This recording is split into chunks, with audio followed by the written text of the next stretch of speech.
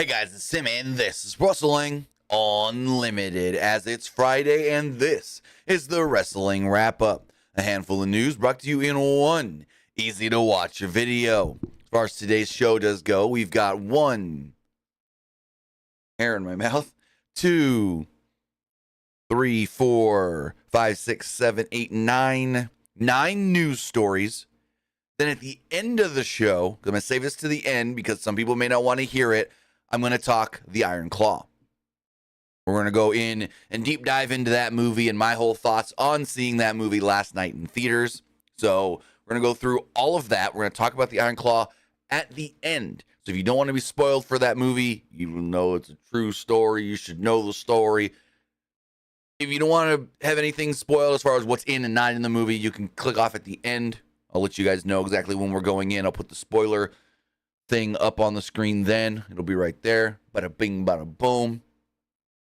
And yeah, we're going to talk about the Iron Claw. We're going to talk about Kenny Omega, his health scare. CJ Perry, her health scare. Is William Regal allowed on WWE television again? WWE signed some wrestlers to new deals and so much more. Because again, this is the Wrestling Wrap-Up. Every Monday and Friday right here, Pro Wrestling Unlimited. We bring you all the news in professional wrestling in one easy to watch video, so you don't have to go and find it everywhere else. Just click. All the stuff has been talked about over the last couple of days right here for you. Remember, you can watch this show a number of different ways. You can watch it live, or you can watch or listen later. You can watch it live on Twitch, twitch.tv/PWU Unlimited. You can watch live or later on YouTube, youtube.com/Pro Wrestling Unlimited, or you can listen on podcast services all around the globe like Stitcher, Spotify, Google Pod, Apple Pod, Anchor, iHeartRadio, and so much more.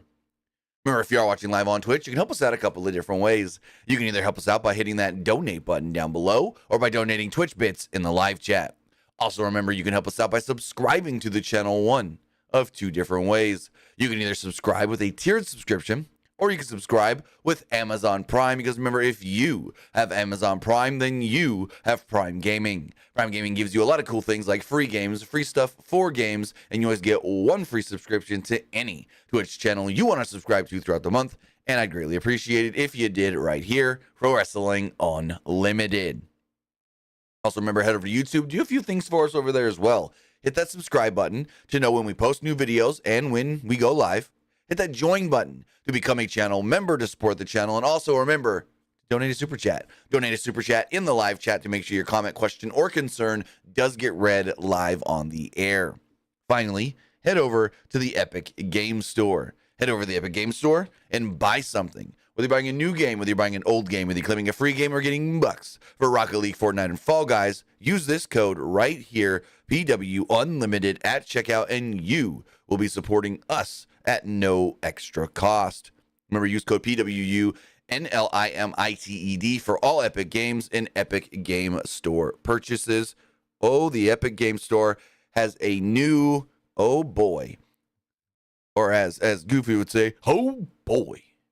They got a new paint scheme and fire suit for Goofy and Disney Speedstorm. I'm getting that right now. It's monochrome black and white. And when you're doing it, even though it's free, PWU NLIMITED. Put the code in. It helps us out, even if you're claiming free stuff on the Epic Game Store. Right now, the free game is Art of Rally. Fun game. Really fun game. I have that. It's a really, really fun game. So again, use code PWU Unlimited at checkout for all Epic Games and Epic Game Store purchases. So as far as the first news story we're going to talk about today, it's going to be about Kenny Omega. Kenny Omega was diagnosed with diverticulitis last week, a week ago now. Took AEW 5 days or so to address it. They didn't say anything on Collision, but they did have Jericho do a promo, a speech about this on Dynamite, where Jericho's like, hey, you probably already heard the news. Kenny Omega has been diagnosed with diverticulitis and is going to be out indefinitely. As far as the tag title match at World's End does go, that's not happening as planned, and AEW is working on a plan to figure out what we're going to do. And I'm like, really? It's been 5 days already, and you're not going to tell us a plan? So you're going to wait till last minute to announce something? That's unless they do it on Collision this week, because we see Ricky and Bill more on Collision than Dynamite. Maybe that could have, I don't know. If it was me, I would have liked Jericho to just go, I'm still getting the title shot. And I got probably the best replacement you can get for a Kenny Omega. It's the Golden Sun, Kota Ibushi. That's what I would have liked to see if he was available. They bring in Kota Ibushi as the replacement for Kenny Omega, but Kenny Omega was sick for like 2 weeks, according to multiple different reports. And wasn't feeling well, but just thought, maybe my diet's off. Maybe it's something or other. Didn't think too much of it. He worked the match with Ethan Page, not feeling well. Went to Dynamite the next week. And then that next day, he's like, no, I'm in too much pain. I can't do it. Had to be rushed to the hospital. Kenny Omega goes in the hospital and told he has diverticulitis. And Dave Meltzer has a little bit of an update on this week's Wrestling Observer newsletter, stating, quote, at the 12/13 show in Arlington, Texas, the pain was very clear backstage. And after doing his promo, ended up in the hospital where he got the diagnosis. He was told when diagnosed that he was very lucky he went in because the situation could have been catastrophic, such as getting a blood infection. If he wasn't diagnosed at the time that he was, which would have been something like a 50% chance of death. Yes, if Kenny Omega didn't go into the hospital when he did, he had a 50-50 chance of dying, which is crazy to hear. He could have died. And so it's great to see that Kenny Omega finally was just like, you know what? No, I got to go to the doctor. I got to get this checked out. I got to figure this out. Because Kenny Omega is somebody that we've learned over the years has a huge pain tolerance, has a huge tolerance for pain. And yeah, just think about when he was AEW World Champion. He was working through a goddamn hernia, which is what he thought some of this pain was. Oh, maybe I got another hernia. Maybe it's just from my last hernia, was one thing that Dave Meltzer alluded to, that Kenny thought maybe, because he said he spoke to Kenny. And one of the things Kenny said was that he thought maybe this was just something to do with his previous hernia. No, it wasn't. It was diverticulitis. Remember, Brock Lesnar almost died from this, apparently. He had it twice, too.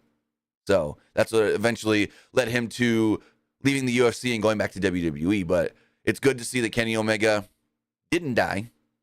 I mean, that's always great. There's 50% chance of death, and whoo, boy. We don't know exactly what's going to be next for the cleaner. We don't know how long Kenny Omega is going to be out of action. We don't know anything, really, other than we want him to get better and not come back before he's ready. Take as much time as you need, and that's the best case. Because, Kenny Omega is somebody that will work hurt. Kenny Omega is somebody that will come back early. Kenny Omega is somebody that doesn't want to miss shows. And so, more power to him, but this is one where it's like, no, miss as many as you need. Now, another person in AEW who had a pretty bad health scare this, I guess, the last 5-6 days, maybe a little more now, CJ Perry. CJ Perry was supposed to go to CMLL in Mexico last week with Andrade and couldn't make the trip because, well, she got an infection in her finger. Apparently she had some sort of like what's it called? Oh, it's on the tip of my tongue. It's on the tip of my tongue. She had like a splinter in her finger that ended up getting gangrene. This write-up is from Ian Carey of F4W Online, where he writes the following. CJ Perry is heading home.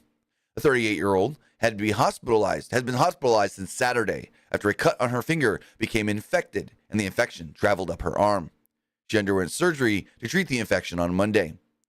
Perry posted on Instagram Thursday the announcement that she would be going home.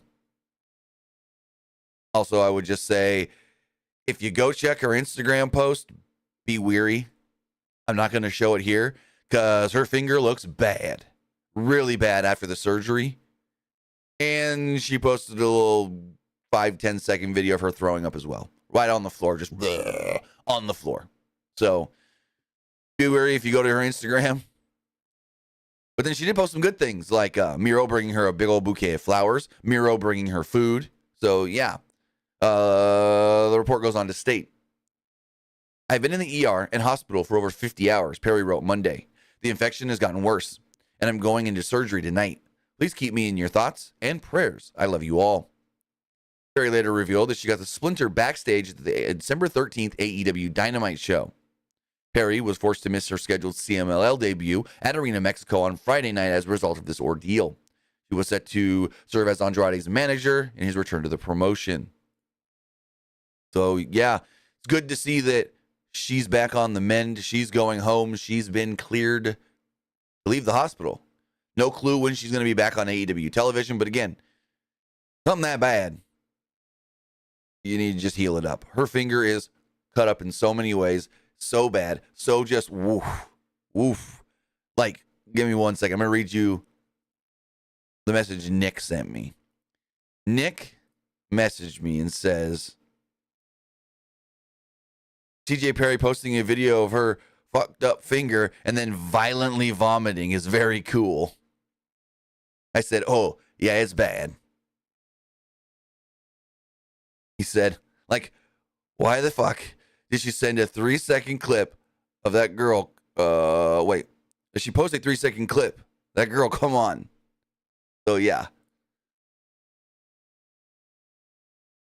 But again, it is good to hear that CJ Perry is going home, is cleared to leave the hospital, and now she just heals up. She said that she got the splinter backstage at the AEW Dynamite show on the 13th. And yeah, again, if anybody goes and looks at her Instagram, you have to go to her post. Like, hold on, give me 1 second. I can do this, but I'm not going to do all of it. I'll show you what post it is. But I won't show all the photos because I don't need to show the finger. Don't need to show the vomiting. But if you go to her Instagram, which we have right here, it's this first one here. You click this. It says going home. And then, of course, Instagram's going to say, hey, this is a sensitive thing. Graphic in nature. Do you want to see it? So, yeah. But yeah, so it's this one if you want to see all the things. And the comments are crazy too. It's like, why you got to show us vomiting? Could have left us without the throwing up. No warning or nothing on these slides, huh? Glad you're all right. Glad you feel better, but did we need a vomit video? So, yeah. And then Kayla Braxton. No, not Kayla Braxton. Oh, Tamara Braxton. Tamara Braxton. Saying, so happy you are okay, sis. But yeah, glad to hear that she is going home and all is well. Let's move on to our next news story in keeping with kind of AEW and WWE here together. Talk about Julia. We haven't talked about Julia in a while and what her 2024 plans are. This write-up is from Ian Carey of F4W Online as he writes the following. AEW is not currently considering a serious play to sign NJPW Strong Women's Champion, Julia. The 29-year-old is under contract to Bushi Road until March, but WWE has expressed interest in signing her, should she become a free agent. WWE has had Julia on their radar going all the way back to 2019. Our own Dave Meltzer addressed the latest on Julia in today's edition of the Wrestling Observer newsletter. He wrote that there have been no talks between her and All Elite Wrestling, and that she is either WWE bound or will re-sign with Bushi Road. Meltzer wrote, quote, nothing new on Julia past that AEW has never made a serious play for her, and she had no conversations with AEW and is not considering them. It's WWE or stay in Japan. Julia is set to defend her title against Megan Bayne at the Stardom Dream Queendom show on December 29th. Should she successfully retain, her next challenge would most likely be Trish Adora at Battle in the Valley in San Jose. There we go. That's January 13th. So yeah, nothing really new on Julia other than AEW ain't even in play. AEW ain't even in play. As we move forward, we got to talk about something big. That's the status of William Regal and his no compete after leaving All Elite Wrestling. Dave Meltzer, in the latest Wrestling Observer newsletter, wrote the following. Regal's non-compete, as far as appearing on television, is just about over. At the time Regal left, he said that he wasn't going to be appearing on television. He hasn't worked for NXT, and they have Michaels as an authority figure, who, while not as good of a job as Regal, is a far bigger name. They just hired Aldis for that role on SmackDown, and wouldn't have done so if they planned to put Regal in that spot. I could see a cameo, but as far as regular TV role, it would have to be as an authority figure or manager. So, it sounds like they could use William Regal soon. The rumor was always February. Because he signed with AEW in February, so maybe he's got till this February, and then he can appear on TV. Doubt they would do it, but how cool would it be if we're watching the Royal Rumble? We're at number like 22, and you go 3, 2, 1, and bum, or however the William Regal music goes. How great would that be? Quick little thing in the Rumble, just to be like, this man can be on TV again. Or, hear me out. Adam Pearce always does the thing of, I'm going to make it happen. Let me make a phone call. What if we learn that phone call is to Regal, and Regal is actually Adam Pearce and Nick Aldis' boss in canon storyline, or even in real life, actually. And then Regal starts appearing on Raw and SmackDown periodically here and there when shit hits the fan. And the authority's authority has to get involved. How cool would that be? That would be really cool, because there's been the rumors and the fan speculation of, what if Regal takes over for Nick Aldis, and then Nick Aldis becomes a wrestler in WWE, and then this and that. No, I would like it even more if it's like, you guys run these shows. Triple H appointed you to Raw, Triple H appointed you to SmackDown. What you guys don't know, behind the scenes, Triple H appointed me to watch over you. To watch over both shows and make sure you don't mess anything up. That would be really cool. That'd be a cool way to integrate Regal. Doesn't have to be on TV every single week. Maybe once a month, or pop in every couple of months and just be like, hey, I see this shit hitting the fan. I need you to get your shit right. Something like that. I don't know. But yeah, I would think it would be really cool. I'm really digging this idea. This just came to me too. I'm digging this idea of Regal as like the overarching authority figure. Like, you've got one guy in charge of Raw, one guy in charge of SmackDown, but then one guy, or even Sean, in charge of NXT, and Regal's in their bosses. It's like, oh, you guys want done? You got to go to Regal. Make it happen. So, that'd be cool. That'd be really, really cool. Transitioning to some WWE news, we have some AJ Styles news upon his return last week on Friday Night SmackDown. This news has come from Fightful as they write the following. AJ Styles is back, but he might not be turning heel. Styles returned to WWE SmackDown after 3 months away to what some considered a heel turn for the longtime top star. Styles attacked Roman Reigns, but also went after babyface LA Knight. However, based on internal WWE sources to Fightful's Corey Brennan, it might not be a full-fledged heel turn. Sources tell Corey Brennan that as of now, the direction is for Styles to be somewhat justified in his attack of LA Knight. Another source told Fightful that it's a bit of a choose-your-own-adventure situation with Styles. As with any of these situations, creative plans can and will change. Styles is scheduled for an in-ring promo and match tonight on SmackDown. Now, if they say AJ's going to be justified, here's how that would go, in my opinion. LA Knight took AJ's match at Fastlane. LA Knight ended up teaming with John Cena when AJ got taken out, when AJ was taken away by the Bloodline, when the Bloodline destroyed him backstage, I guess you could say. I don't know, right, attacked him backstage.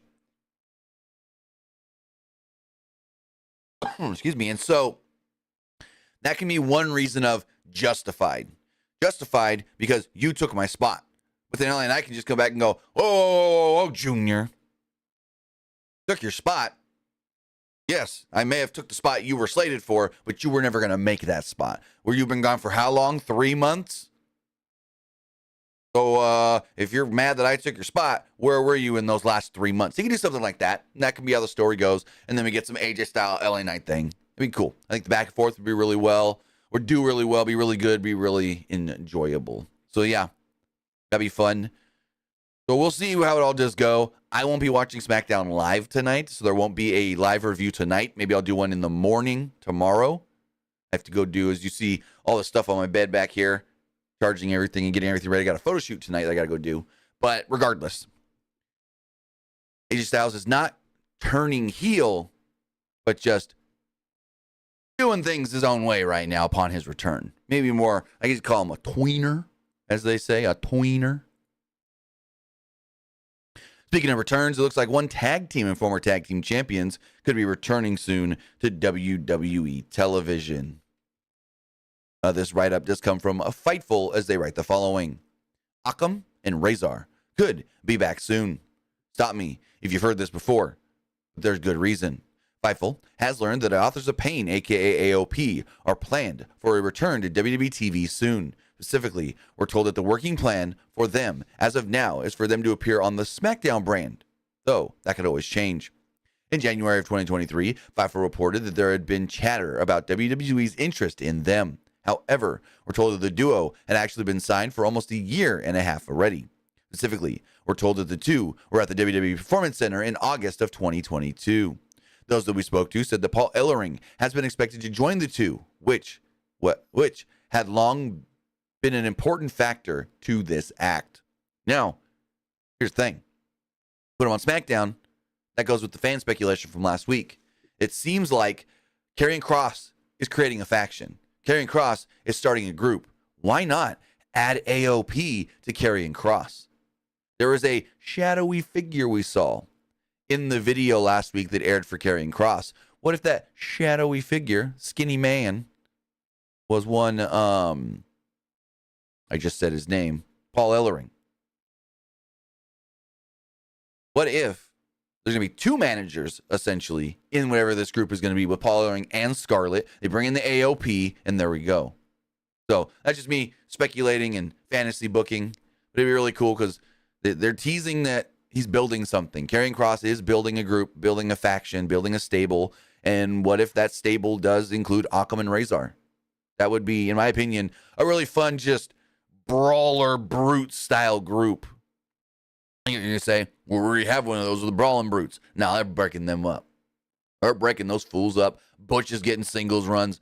Holland's running on NXT, breaking guys' necks. So we'll see how it goes. But AOP could be back soon.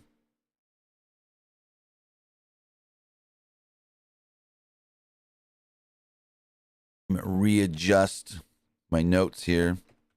Speaking of could be back soon, one man that is out but not going to be out for too long is Xavier Woods.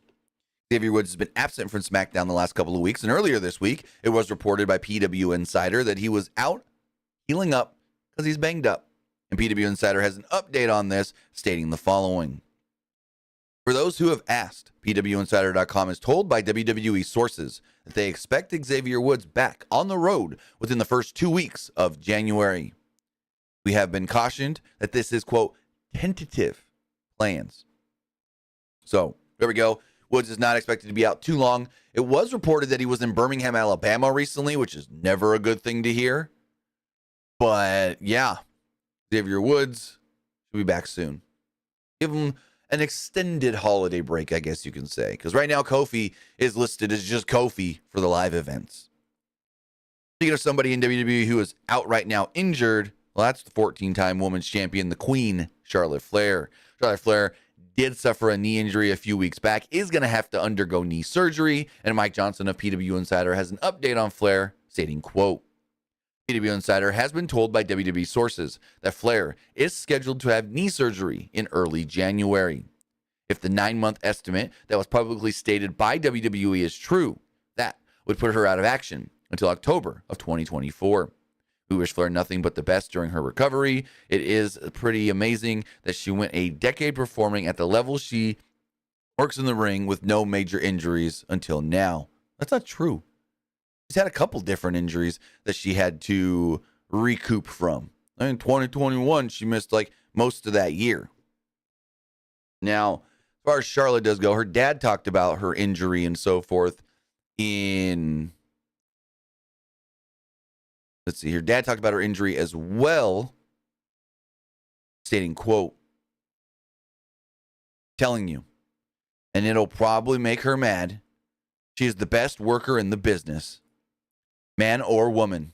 She can do stuff Rey Mysterio does. She's 5'11" and weighs 150 pounds. She's the best worker in the business, male or female. She never politics. You know what I mean. Is this horrible? In this horrible world of politics, in the business, she knows she don't kiss anybody's ass. She just gets everybody. She gets better every day. I told her, come back from this injury. It stressed her out because she hasn't been hurt in a long time. But she's so muscled up. And I mean, she'll come through the surgery and then they'll put some stem cells in her and then she'll come back and it'll be a great storyline for all of this. She and Bayley and Io and all those guys and Asuka, and there are more people for her to still wrestle. She's got so much going for her. So yeah, Rick says she's a little stressed out with the injury, which why wouldn't she be? Totally understand that. But that was in the conversations. That was from the Wrestling Classic podcast. So yeah, Rick out here saying she's good as Rey Mysterio. She does Rey Mysterio moves. I don't know about that. She did the moonsault, but that's about it. I think it's Dylan says, any update, anything in the likelihood on Big E returning? Nothing. Haven't heard nothing. Not a nilch on Big E. We do know that Charlotte Flair did recently sign a new contract with WWE, and another top female in the company that signed a new deal with WWE is Bayley. It is believed that Bayley signed a multi-year deal, and Fightful writes the following. Another top WWE talent may be with WWE long-term. WWE sources claim to Fightful that Bayley has signed a new multi-year deal with the company. WWE has been rapidly locking down numerous high-level talent to long-term contracts. Bayley has been a fixture in WWE for a number of years and is well-liked backstage among staff and talent. As one would expect, Bayley's contract extension is one that was seen as a priority within WWE. No other details are known at this time on this situation as far as Bayley signing a new contract, but WWE, as we've been hearing, is locking people up to 5-year deals, so one would assume maybe Bayley also signed a 5-year deal. We know a year ago, Kevin Owens signed a 5-year deal. It said that Ray and Dom signed 5-year deals. Charlotte's wasn't said 5, but it was said multi-year for big money, possibly the biggest money any woman's ever gotten in WWE. So yeah, very cool to see that Bayley is sticking around. Bayley ain't going nowhere, and Bayley is here to stay. That is going to wrap up the news for this show. But now, as you see up here, spoiler, we're talking the Iron Claw. We're going to talk this great movie that I saw last night. And yeah, there's good, there's bad. Right off the top, I'm going to say I'm giving it a 3.5 out of 5. Now, there's some glaring omissions. The first big glaring omission is the 6th Von Erich boy. The 6th Von Erich boy, Chris, if you didn't know the story of the Von Erichs, you would think he was never alive. You would think that he was never a thing. He was just completely written out of the story. He does not exist in this movie at all. They talk about the first boy, Jack Jr. They don't say how he died, but they say he died as a young boy. Kevin says he died, my eldest brother, and we're getting full spoilers into this. Kevin and Pam are on a date. They're at like a burger place. And Kevin's talking about, I want to take care of the family. And my brother's this, and my brother's that. And then she goes, oh, you got big brother syndrome. You want to take care of everybody. He goes, or no, she said, you have oldest brother syndrome. You want to take care of all your little brothers. And he goes, I'm not the oldest. She said, what do you mean? He goes, I actually had another brother that died when I was 5. And they don't really say anything else. He just says Jack Jr. They don't go into details on how Jack Jr. died. Now, if you don't know the story, Von Erichs were living in a trailer It was snowing in Texas. I think it was Texas. I think. And he ran around to the front of the trailer and touched something that was electrical. It shocked him. He basically fell face first in the snow and drowned. So that's the story of Jack Jr. We do see a portrayal of Jack Jr. at the end of the movie. I'll get into that here as well. But yeah, Chris is non-existent. And so I went with my roommate to see the movie last night. And as we're walking out, I was like, yeah, no Chris at all is what I heard. And no Chris in the movie. And he was like, I wonder why. And then as I'm walking to the car and I go, I feel like they did something with the Mike character that took Mike and Chris and made them one almost. And then in researching this morning, the writer and director of the movie, Sean Durkin, confirmed my theory, my thoughts. He stated, quote, one of the hardest decisions possibly was cutting Chris. And the reason was, and is, Chris was in the script for a lot of years. And I loved him, and I loved his character. But ultimately, as a writer and a filmmaker, I had to separate the real human from the characters on the page at the moment. Repetition in the brothers' deaths is what would have made the film seem unrealistic. I just didn't believe the movie could sort of withstand one more big tragedy. He would then go on to state that he did infuse some of Chris into the Mike character. He says, Chris Von Erich's story was told partly through the character of Mike. So, yeah, because there's as far as the wrestling brothers do go, there's Kevin, David, Kerry, Mike, Chris. David was just the overall best wrestler, had everything. Kevin was the best athlete of the family. Kerry had the look and he had the it factor. Mike was good, not great. And then Chris was smaller than all the brothers. Stocky-ish, but smaller. Had asthma because of the asthma medicine he was on. He had brittle bones, and they never wanted him to wrestle, but he wrestled. And so in the movie, the Mike character, they talk about how Mike has to work harder to look more like his brothers. He's never going to look like his brothers because he's smaller than his brothers. That's the thing. But then when you say you watch the Dark Side of the Ring episode about the Von Erichs, they always say Mike had a good body. In the movie, Mike's small and skinny because he's tall. They cast a tall guy for Mike, but they made him smaller on purpose to have some of that Chris story there. Another big thing that was changed that is not true is basically they say that Kerry Von Erich was supposed to go to the Olympics for discus. That was not true at all. He threw discus in high school, but that was it. Never passed the high school level. But there's you don't see Kerry Von Erich in this movie for the first 30 minutes at all. And then all of a sudden you see him throwing a discus. And then it seems like something sad just happened on the track field. They get the news. They're not going to the Olympics. Jimmy Carter said, we're not going to Moscow. And he goes home. None of that's true. Kerry Von Erich was never supposed to go to the Olympics. Also, the other big glaring thing about this movie is a big woe is me. Woe is me, woe is me. The Von Erich curse, the Von Erich curse. It kind of overshadows some of the story as far as it getting in the way of the story. Especially Kevin believing in this curse way too much. As there's one point where after Mike dies in the movie, Pam, Kevin's wife, who's got a baby, holding the baby, she goes, you going to come home tonight? He's like, I can't. I just can't do it. I can't put this curse on you and our son. And she's like, what? He's like, I can't be around you right now. We're cursed. And I don't want to put that on you guys. And I'm like, huh? So you're going to be a shitty husband and father and not be around because you think your family is cursed?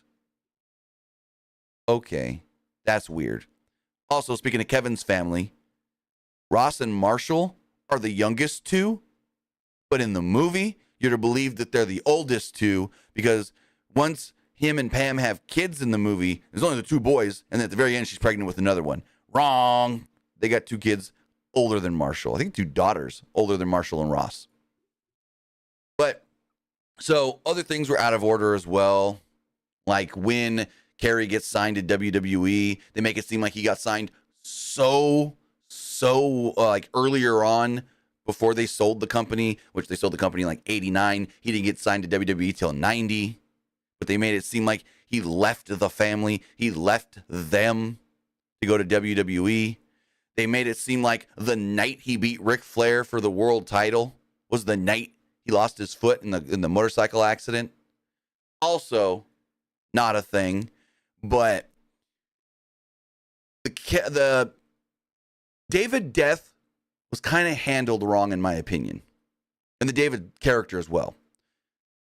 The whole movie is, when is Kevin going to get his title shot? When is Kevin going to get his NWA world title shot? Ooh, Kevin won the West Texas title, but he's not going to get another shot at the world title. And then they're like, oh, the NWA is going to give us a shot, but it's going to David.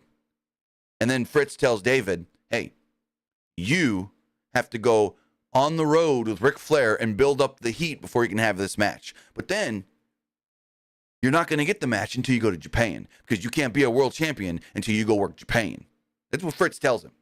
And then he says, we're going to do a Parade of Champions show, and that's when you're going to get your title shot. Not true. Not true.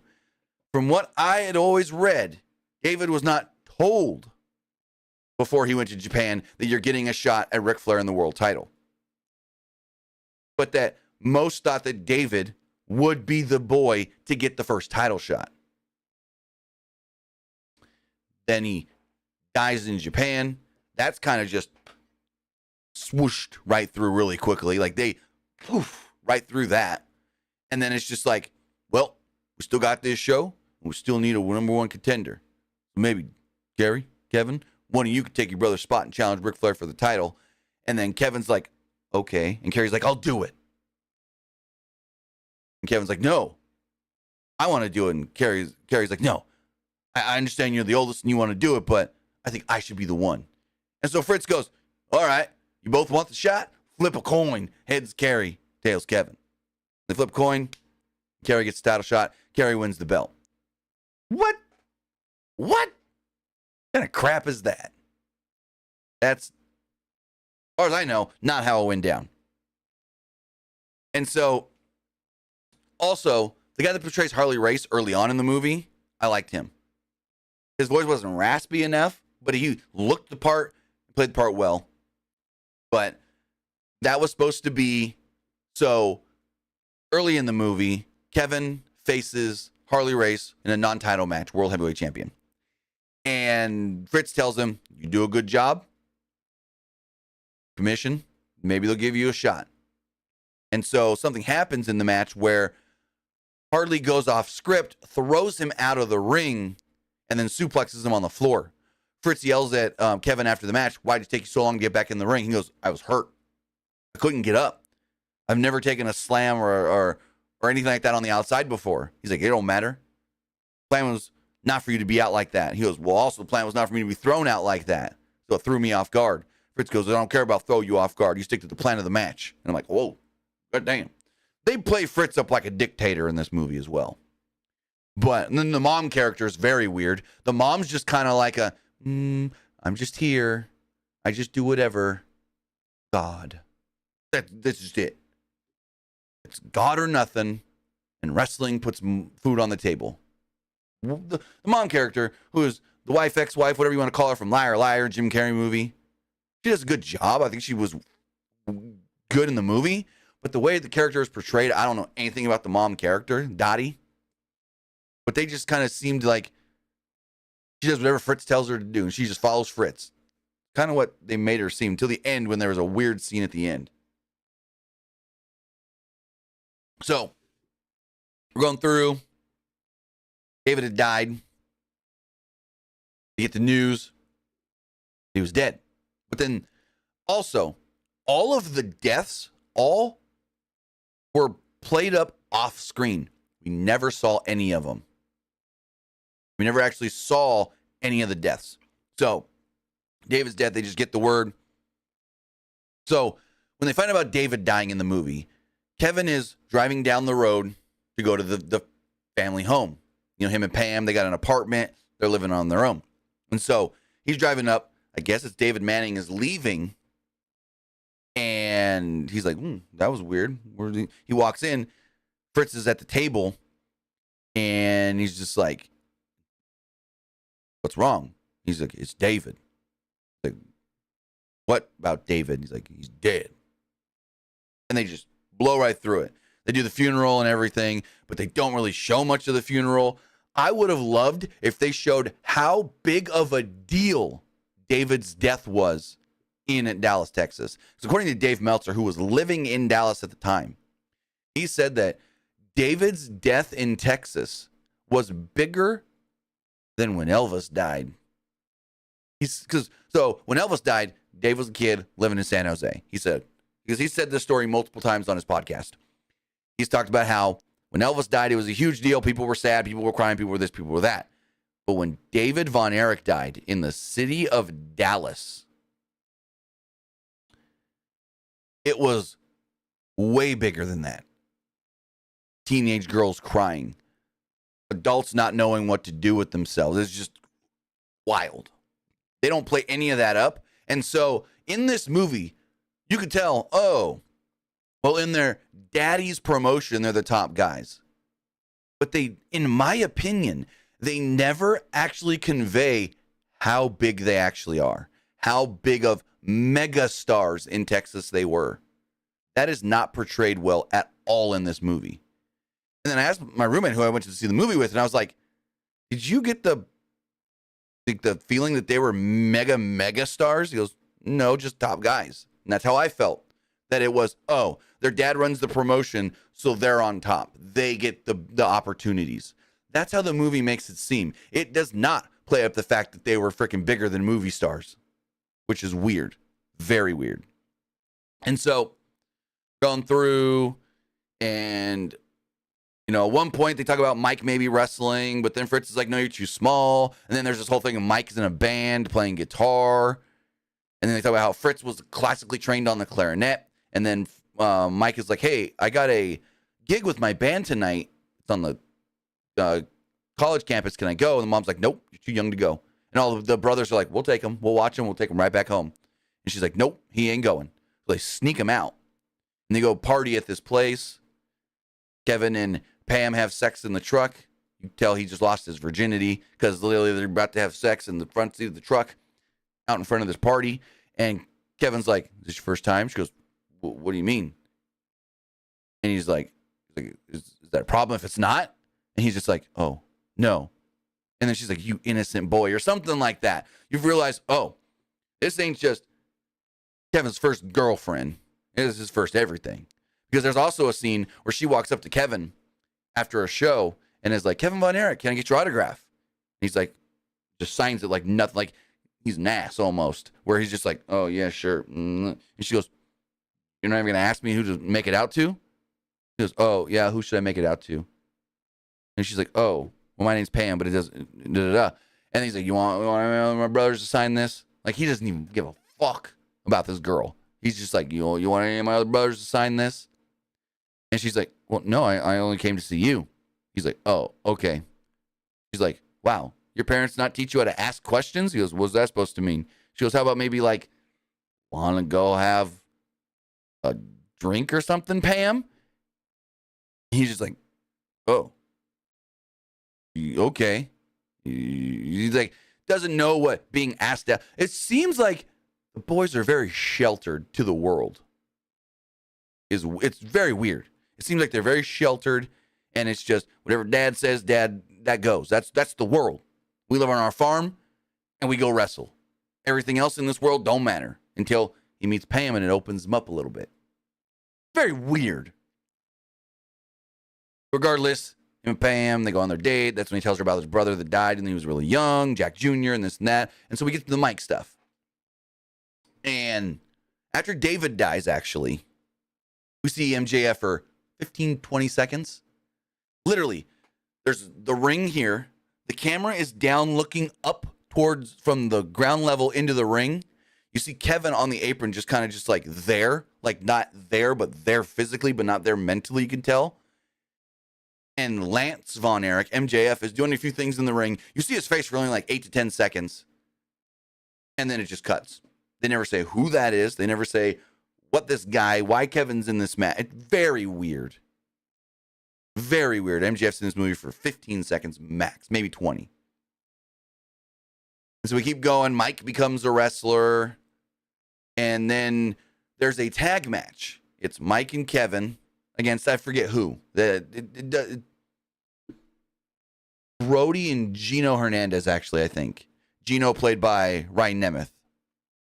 And in the match, I think it's Gino Hernandez slams Brody, which is true. It was a match with Gino that injured, not slams Brody, it slams Mike, that injured Mike.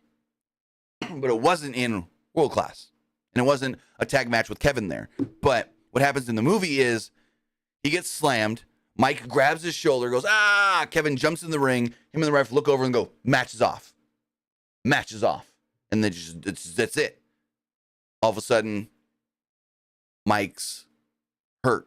Shoulder injury. Goes in for surgery. They're in him and Fritz, Kevin and Fritz are in the emergency room waiting for the prognosis.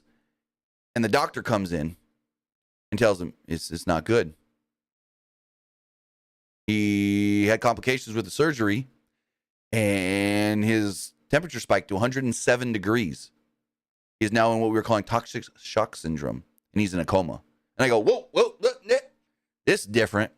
So in real life, Mike was wrestling in Israel against Gino Hernandez and ended up having emergency surgery in Israel.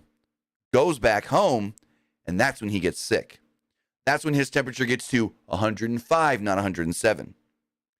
Kevin finds him, throws him over his shoulder, puts him in the car, takes him to the hospital, and that's when they find out he had toxic shock surgery. Never goes into a coma, though. Doctors tell him he ain't going to survive. They tell the family, your boy's going to die, he's not going to survive. Well, in the movie, he just miraculously all of a sudden is out of the coma. Just out of the coma. The story Kevin tells is they brought in the chaplain. The chaplain prayed, and then not long after that, they're like, hey, he's actually doing better. He's making a recovery. His vital signs are back, this, that, boom. Mike recovers. So that's a big change, too, to the Mike story. That, A, it wasn't because he got some shitty surgery in Israel, but it was just, oh, we don't know what happened. This never happens with this kind of surgery, but something happened. Like, what? That's weird. Very weird portrayal of his surgery thing. It's true he got the infection and the toxic shock surgery syndrome from the surgery, but they don't tell you he went and got some shitty surgery in Israel. You just think, all in Texas. All in Texas. And then so eventually, things start going downhill. Mike makes it out of the hospital. Mike says he wants to get back and wrestle. They're doing the press conference with him and Kevin, but in real life, Kerry was there and some others were there as well. But then we see Fritz off to the side, like, when Mike's like, I'm going to wrestle again. And Fritz is looking like, no, I don't think so. And so then there's another scene later on. He's in the sling in the house and he's trying to eat and this and that. And everyone's looking at him like, what's wrong with you? And I don't know. And then there's one scene where his mom brings him his food and he's looking at this painting. And he's like, where'd this painting come from? She goes, oh, I painted it. And that's the house I grew up in, but I've never told anybody that. What? He's like, well, really? Well, this lady has got a painting in her house that she painted of the house that she grew up in and never told anybody in the family what this painting was. She just put it up on the wall, which comes into play at the very end of the movie. And so we keep going. Mike's down in the dumps because he's hurt and this and that. And then he just disappears. And you see like 5 guys walk into the woods or walk into the field. Not even the woods or nothing. Just walk into the field and all of a sudden you just hear, I found him. And then the next scene is Mike Von Erich's dead. Huh? Kind of, but not quite how it happened. Don't tell you that he overdosed. They don't tell you that he was missing for 3 days before they found him. It was more of just like a, He was missing, and 30 minutes later, in storyline wise, he's found. So yeah, that's another weird thing. And so there's only two brothers left, Kevin and Carrie. Kevin's woe is me, woe is me, woe is me. Nothing's going my way. My family is cursed. All my brothers are dying. What's going to happen next? And this is already after Carrie won the title from Ric Flair. And then in the same night, not a long movie. The movie is 2 hours and 12 minutes. I wouldn't call it long. There was never, I will tell you this right here, John. There was never a time in that theater where I thought, oh, what time is it? This is going long. Never at all a point in this movie where I thought, man, this is long. It was a quick 2 hours and 12 minutes. But I will say, once they get past the David death, it just feels like they're throwing everything at you on a mile a minute. Just so keep going. So they never tell you that Carrie was married with kids. I mean, we've seen his daughter, Lacey Von Erich, in TNA. You would never know he was married. You would never know that he had kids, because right before he dies, he showed up to Christmas with some floozy, some random chick. Anyways, so they're going, and then all of a sudden, it's just, you're made to believe. They don't tell you this, but you're made to believe all of a sudden Kevin's in charge of World Class. Kevin's looking over the books. Kevin needs to figure out how to make money. Kevin's in charge. I'm like, what? Fritz gave him the business, but they never tell us Fritz gave him the business. We're supposed to insinuate and know. Anyways. So, also, in between this and him getting the business and Carrie getting signed with WWE, they have the Ric Flair match where, oh my God, don't even get me started on the guy that plays Ric Flair. You would think this guy's never seen or heard a Ric Flair promo, and this guy couldn't even woo. You're supposed to woo! This guy was more like a whoa! Yeah, he was more like a, hey, daddy's boy, I'm going to come get you, and I'm going to take you down, and you're not as good as the world champion. I ride in limousines. This sports coat I'm wearing right now, $800. He looks at the announcer guy, and he's like, I don't even know how much that crap cost. And then he's like, daddy's boy, I'm going to whoop you, daddy's boy. And I'm like, Ric Flair's not from Texas, but why are you doing a Texas accent? And why can't this guy woo? At the very end, he's like, yeah, and I'm Dick's boy Ric Flair. Whoa! Or wow! Or something like that. And I'm just like, oh my God, they cast a guy that couldn't woo. I've heard drunk people at a WWE and AEW event. I've heard drunk people at indie shows woo better than this. Anyways, so they do the one match where this is different because Mike's supposed to still be alive at this point. And, also, here's another thing that they changed. Pam and Kevin get married in 1980. David doesn't die till 84 or 85. Regardless, they make you think that he died literally the week after their wedding. Because Mike is throwing up during the wedding in the bathroom. And Kevin's like, you're not looking good. Maybe you shouldn't go to Japan. And he's like, oh, I'll be fine. Maybe I just ate something bad or something, whatever. He's like, oh, okay. If you say so, but you're not looking good, maybe you shouldn't go. And then he goes and dies in Japan. But they make you think that it happened literally the week after Pam and Kevin got married. Well, that's not true. It didn't happen for like 4 or 5 more years. Back to Carrie. So Carrie beats Ric Flair, wins the world title. Kevin shows up at the parents' home. Carrie's in the kitchen. You got the title spread out. He's drinking a beer. And Kevin's like, congratulations, this and that, blah, blah, blah. I think I need to go home. I need to get going. And Carrie's like, you want to celebrate? We'll go for a ride. Let's go. He's like, no, I'm good. And then Carrie gets on his bike, and then they have the weirdest camera angle here, where it's like the camera is on the headlight of the bike, basically, and everything's like blurred, like a radial blur, I guess you would call it, and just going down the street. You don't see the bike, you don't see Carrie, and then it just cuts. And then you see Carrie getting out of bed, and he grabs crutches. He's then crutching into the kitchen, and when he walks past the counter, you see leg with no foot. Very anticlimactic, very, very anticlimactic. Let me go on. After that, Kevin has the match with Ric Flair in real life. So the match is where, in this version, Rick wins by DQ. What I ever remember saw, and maybe I saw the wrong match, and maybe I haven't seen this match, Kevin beat Ric Flair. Anyways, this is the one where he puts the iron claw on Rick, and he just holds him there in the middle of the ring, and no one can pull him off, and like, Mike's there trying to get him off, and Kerry's there trying to get him off. The only one that can get him to stop is Fritz in real life. Well, in the movie, none of the brothers are there. Mike's already dead. David's already dead. Kerry can't do nothing because he's got no foot. And then Fritz finally gets in there and stops him. So that was another retelling. I'm going to tell you right now, when a movie starts with inspired by true events or a true story instead of based on, that's when you know they're taking liberties with the story and changing things. And so they go to the back, and Kevin's like, all right, so how'd I do? Am I going to get a world title shot? Rick comes in and goes, man, boy, that was great. You really put a whooping on me. And Rick's all bleeding and everything. He's like, you want a beer? You want to celebrate? We had a good match. And I was like, why is Ric Flair from Texas in this movie? Everyone's from Texas in this movie.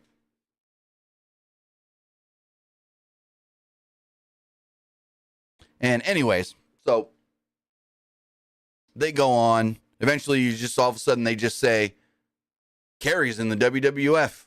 All of a sudden, just Kerry's in the WWF. Just randomly, all of a sudden, he left. He's in WWF. They're watching him on TV when he wins the IC title. And so, at this point, Ross and Marshall are like 5-6 years old now. All of a sudden, they're grown. And they're watching this SummerSlam when he wins the belt. And they're on the floor watching.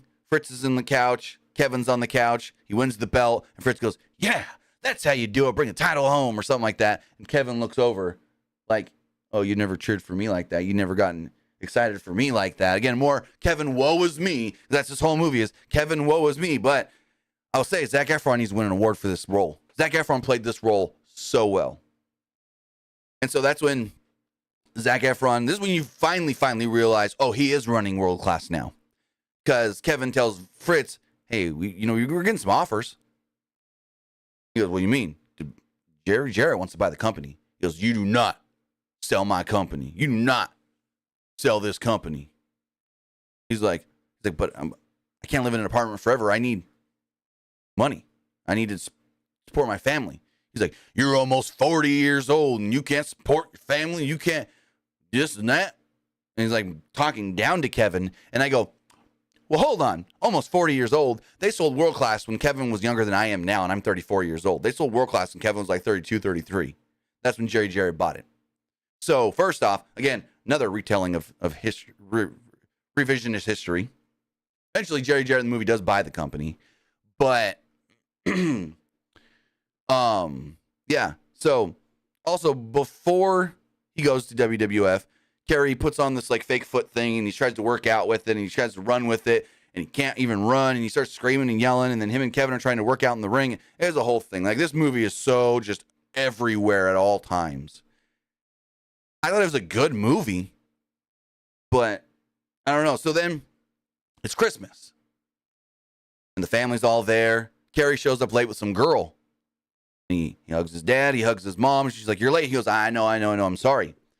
He's like, Dad, I want to give you your Christmas present. She goes, you know we don't give presents till Christmas. He's like, but I have to. I'm going to Mexico. She goes, what do you mean? He goes, we got a good flight. Me and Tanya are going to Mexico. I think her name was Tanya. He's like, we're going to spend Christmas in Mexico. And they're kind of upset. And he gives this box to Fritz. Fritz opens it up and it's a gun. And so Fritz is like, oh, wow. Thank you so much, son. And he opens up this cabinet, puts the gun in the cabinet. And Kerry gets pissed off at him and goes, what are you doing? He's like, whoa, calm down, Kerry. What do you mean? He's like, no, when someone gives you a gun and you get a gun, you go shoot it right away. And he's like, well, I'm not going to go shoot it right now. We're about to have dinner. We're celebrating. It's Christmas time.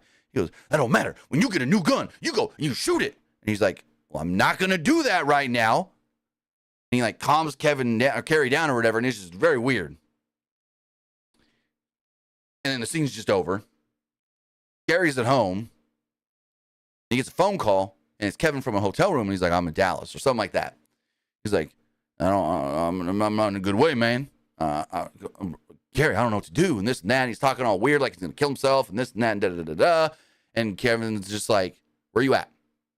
I'll come get you right now. Let's talk this out. Let's hang out. Let's just figure it all out.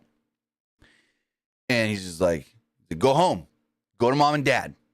They can help you. He's like, I don't want to burden them. I don't want to burden. He's like, come here. Come stay with me. He's like, nah, the boys don't need to see me like this. And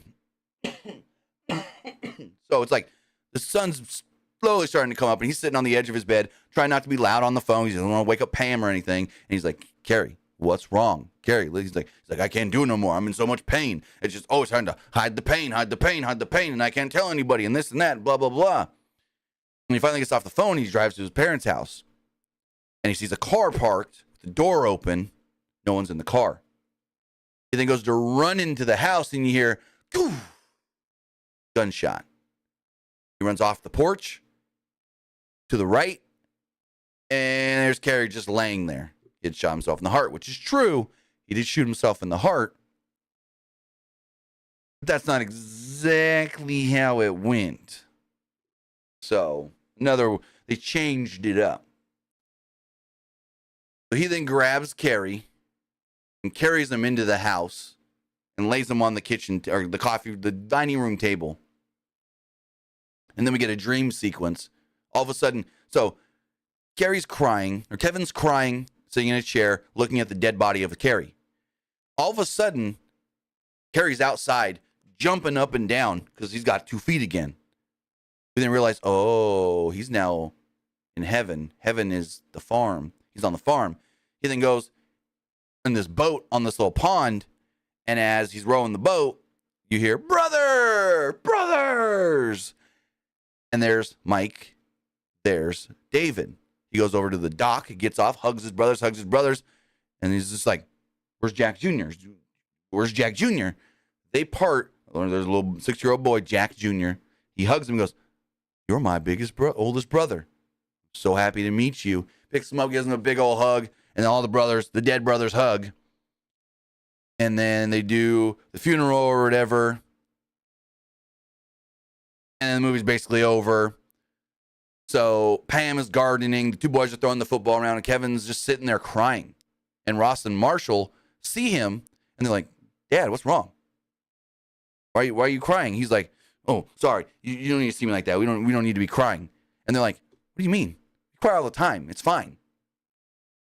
He's like, well, why are you sad? And he's like, well, now you guys are brothers? Well, I used to be a brother, and I'm no longer a brother. And they're like, well, we'll be your brother, Dad. And then the whole family plays football, and the movie cuts, and it's Fritz walking in the house. And Fritz walks in. He takes his gloves off from working in the fields, and he goes, what's for dinner? And then Dottie's like, oh, I didn't make anything. I'm not hungry. He's like, well, what are you doing? She's like, I'm painting. He's just like, oh. And then cuts, and you see her with the easel in front of her, and she's painting. What the shit? But yeah, I thought as a movie, it was a good movie. But knowing the story of the Von Erichs, it was all over the place, jumbled up and everything. So if you don't, and also, when they did that heaven sequence or whatever with all the brothers hugging and this and that and happy to see each other again, lady next to us was sobbing, bawling at that point. But yeah, a lot of glaring omissions from this movie. But overall, good movie. Really well put together. But again, it's just all over the place. In the second half of this movie, they're just throwing so much at you at once. It's wild. But yeah, that is The Iron Claw. Go see it in theaters now. It just came out last night. With that, guys, that is going to wrap everything up. I want to say thank you for joining me here. Twitch.tv/PW Unlimited. YouTube.com/Pro Wrestling Unlimited. And podcast services all around the globe like Stitcher, Spotify, Google Pod, Apple Pod, Anchor, iHeartRadio, and so much more. Remember, tonight is Friday Night SmackDown. 5 things have been announced for tonight's pre-tape show. Let's run it all down.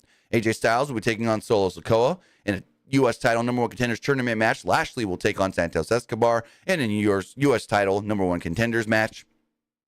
Kevin Owens will take on Carmelo Hayes with the North American Championship on the line. Dragon Lee will defend against Butch, and we have an 8-woman Holiday Havoc tag match. With that, guys, that is everything we got for you. Have a great night. Have a great weekend. Have a great Christmas. If I don't do anything, or see you guys on stream before then, maybe I'll go live and do something tomorrow. Ooh, I got hiccups. Hiccups coming in. Time to stop. So with that, guys, have a great night, day, whatever it is. No SmackDown review tonight. We'll see you next time. Have a good one, guys.